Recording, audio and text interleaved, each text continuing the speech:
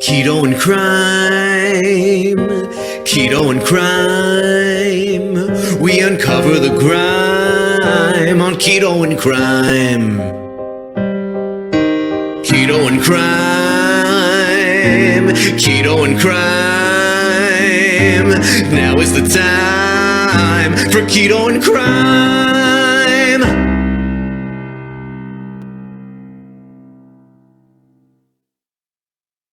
Hey everyone, Tracy here from Keto and Krime. Thank you so much to every single one of my patrons and channel members. You make this possible. And you're one of the reasons I do this. And I thank you from the bottom of my heart. And if I haven't said it before, thank you. I'll sing it. Thank you. Thank you for hanging in there with me and letting me geek out, not making fun of me like a lot of other people do, because I like weird stuff about crime and dark history. Thanks, everyone. Hey, everyone. Welcome to Keto and Krime. As you all know, there is mussings of a prisoner swap with Russia going on in negotiations to swap one Russian prisoner that is imprisoned here in the U.S. for 2 Americans held abroad in Russia. We know one is Brittney Griner, the other is a man named Paul Whelan.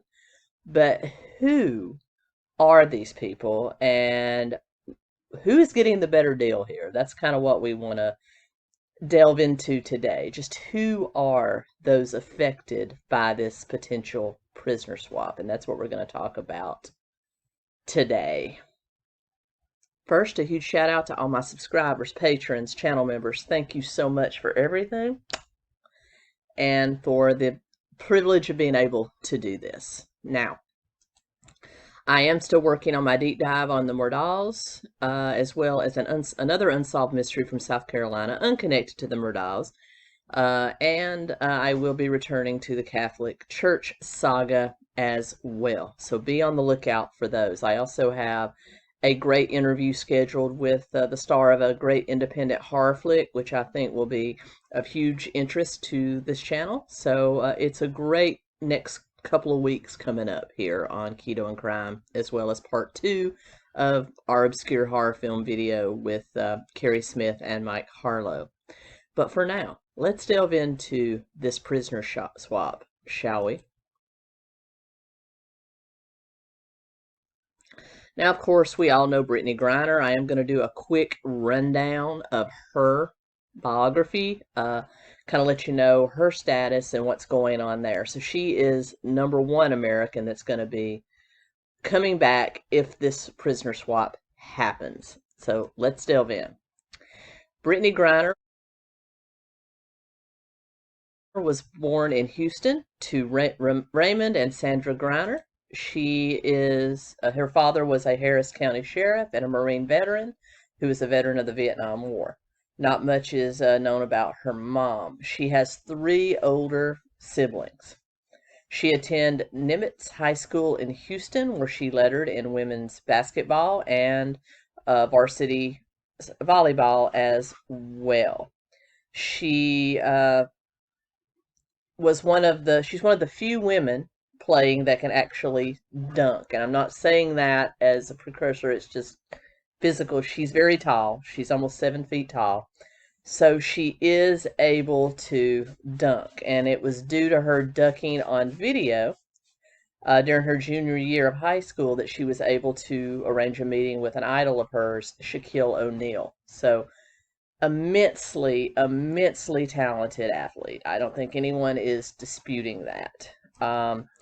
Her high school won their 5A championships, and eventually she was sent on a full ride scholarship to Baylor University in Waco, Texas, where she helped lead Baylor to a couple of championships herself. She also set records for the school. As a freshman, she blocked 223 shots, and also her dunking ability also got the attention of scouts everywhere.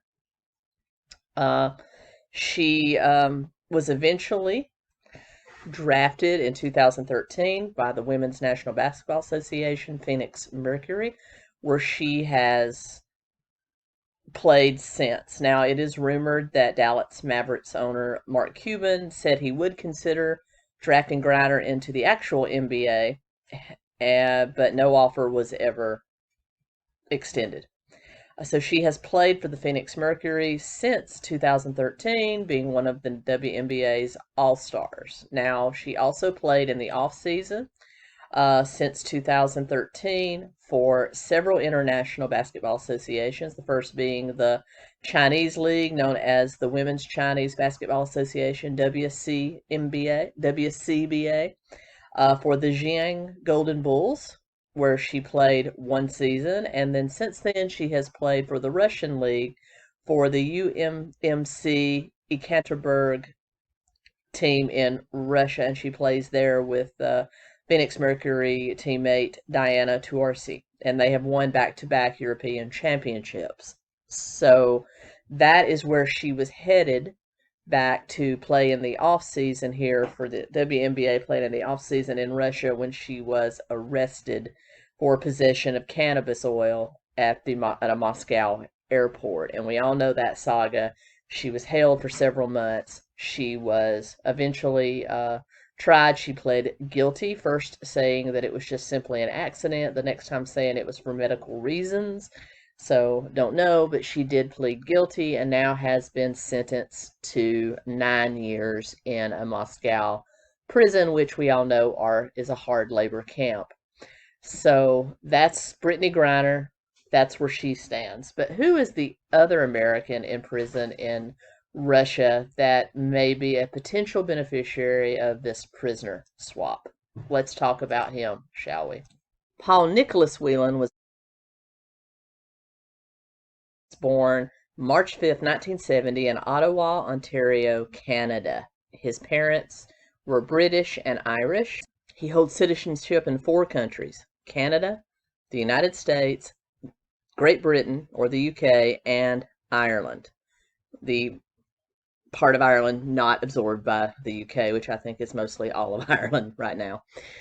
But he holds 4 different passports. His brother, his twin brother, has commented that he often collected these passports as a point of interest. Like he was very interested in genealogy, so he liked to, before United States, Canada, and all these countries cracked down on dual citizenship, he took advantage of that and is a dual citizen.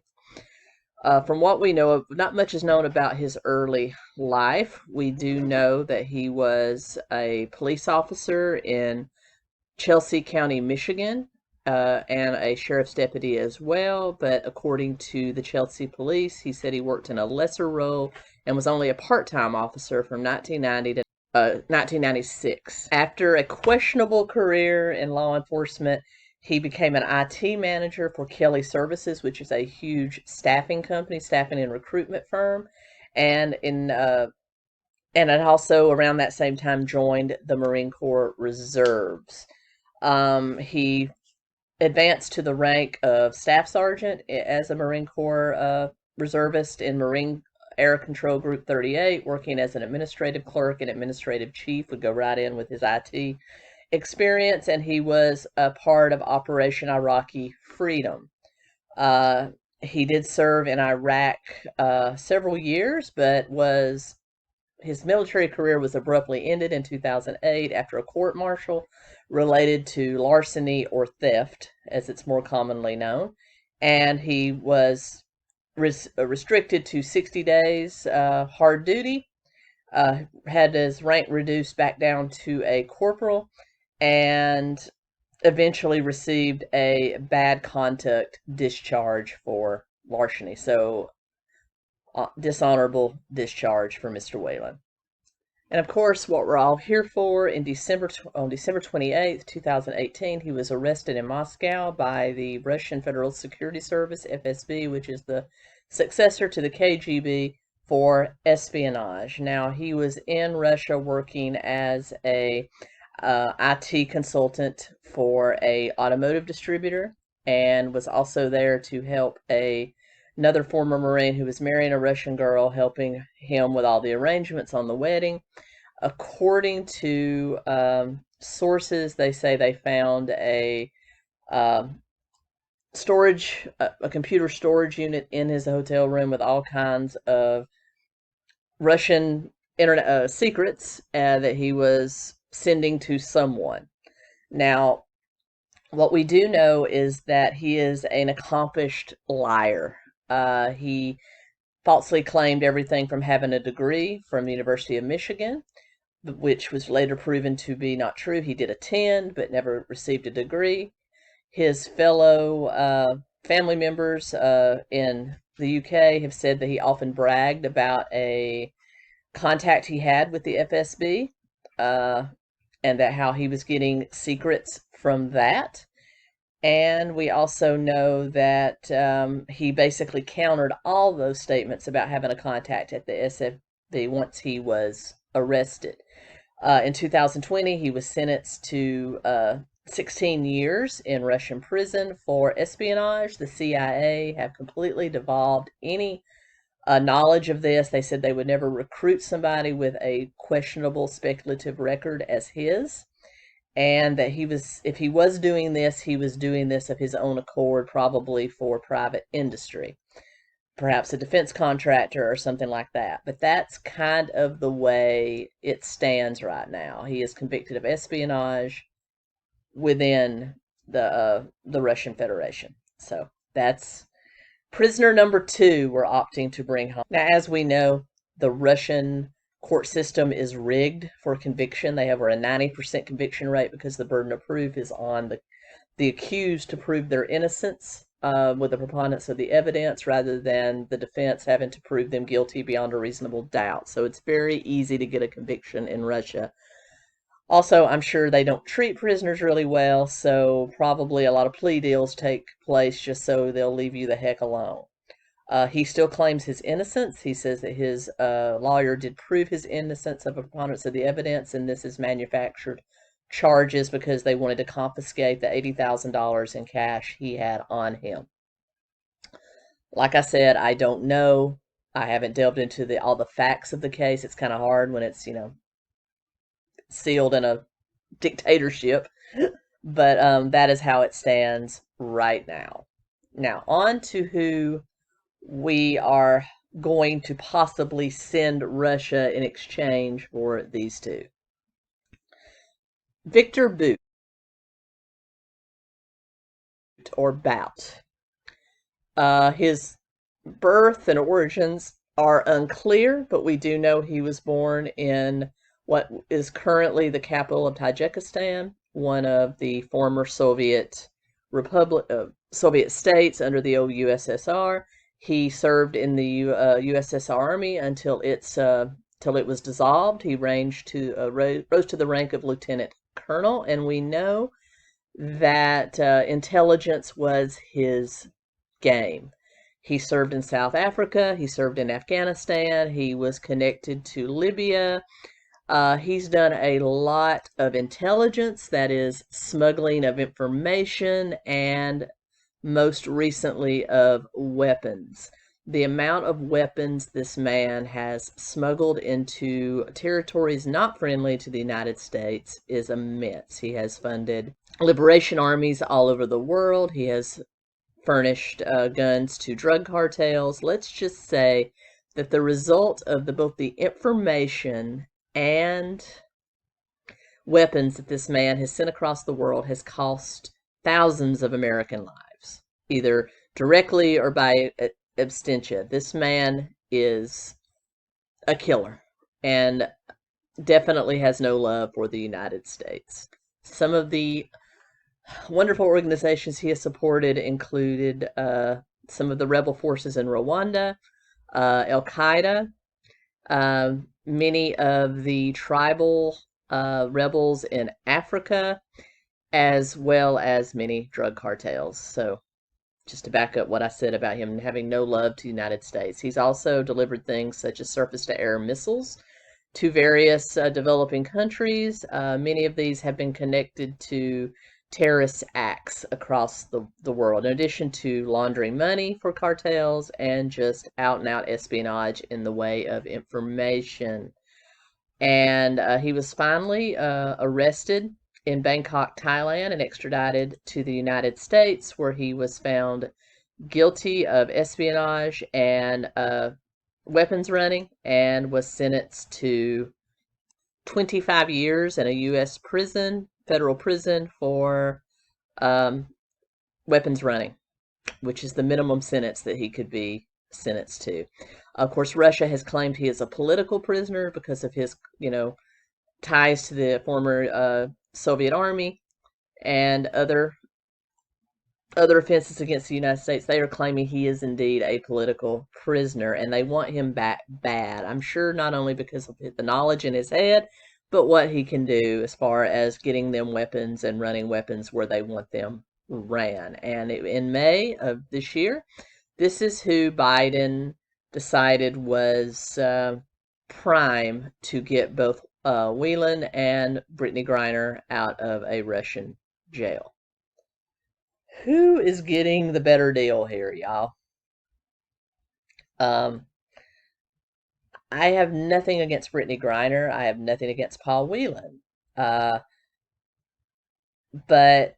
they both, according to the evidence that I've seen, they both broke Russian law. And this guy is known as the Merchant of Death. He has caused thousands of American deaths. He's been the subject of movies. He is high profile and dangerous.